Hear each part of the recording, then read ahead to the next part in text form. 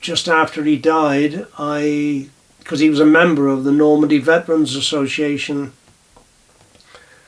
and I thought it'd be a good idea to actually give this Stars and Stripes back to its original owners. So I contacted the secretary of the Normandy Veterans Association, which he was a member of, and he said, "Oh, great." He said, "Right, we'll see if we can, what we can come up with." And it wasn't long after that where he said, the beginning of September, he said, we've got some veterans of the 29th Division, which is the American forces. They were coming over for a visit, and because on the eve of D-Day, they were, Helford River was, blimey, the Germans would have had a field day if they could have spotted all that lot there. And there was all these crafts, big and small, tied at anchor in Helford River, and that's where they all embarked from. 6,500 troops left there, and some of these veterans that came over, this was the first time back since that particular day. So I was asked to come along because they were having a commemoration. It was a 60th commemoration of the outbreak of war, and so they tied that visit in with that. And of course, these American veterans, they didn't know nothing about this flag, and so I turned up on the day just thinking, well, just there we are, thank you very much, and all that business. But when I arrived there, and I saw all people everywhere there was, and next thing now I heard this booming voice, "Is there a Philip Harvey in the area?" And I said, "Yes, that's me." "Ah, you come along with me, young man." He said, "You're our very important person today." I thought, what? Got to be joking. "Yes," he said, "you're playing the main part today." I thought, yeah, right. And just to be in the I've never felt so humbled in all my life. It was just certainly something that I'll remember always, you know. And anyhow, they had a service down on the beach, and then it was a bit of a meet up, and then they all made their way back up through the gardens, back up to this big marquee where they were all going to be served up with a pint and a pasty.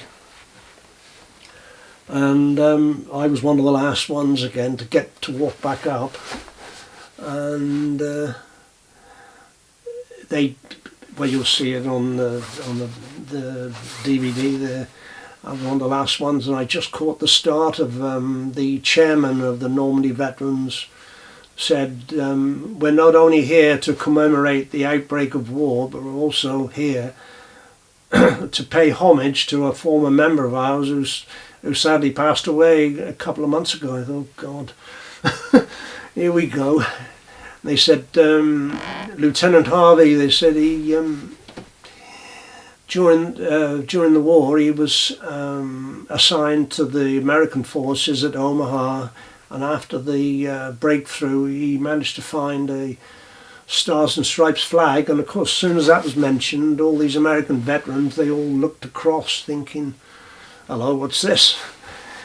And they said Lieutenant Harvey kept this with him all his life, and then it was a family's wishes that it be handed back to its rightful owners. And he said, so without further ado, I'd like to ask him to come forward and say a few words. And I thought, oh my Christ. And no speech prepared or nothing. And I just went and I thought, oh God. And then all of a sudden, I just clicked into gear, and that was it, literally. And when I finally finished speaking, which wasn't that long, but there was obviously applause sort of thing, and I passed it over to this young lieutenant, naval rating. She then passed it on to, there was what they call a colour party. They were Marines, American, but they had a tradition where they would pass this flag along, pass it along, and it was just so moving. It was unbelievable. Until when it got to the very end, and then they passed it on to this lieutenant who was stationed at Newquay, and he said a few words, and then he passed it on to these veterans, and oh God, you ought to see them. They were all in tears. They were, literally. And when it got to the last one, who was the spokesperson, he clutched it to his chest. And then he came forward and stood beside me, and then he said his bit. And then when he turned around and faced me, he said, "Young man," he said, "you don't realise what you've done." Oh God, here we go. And there was much I could do to keep it in, So, God, he shook my hand off, literally. And then they then presented me with a brand new Union Jack, and it's huge. I've got it at home. I have fetched it out on various occasions, but it's massive, this Union Jack is. And so, yeah, I was pretty proud of, of what happened that day. So I go up to the cemetery quite often now because as far as I was concerned, he was, he was the man, literally. So yeah, that's pretty much all I can tell you now. If I don't stop there, I'll never stop.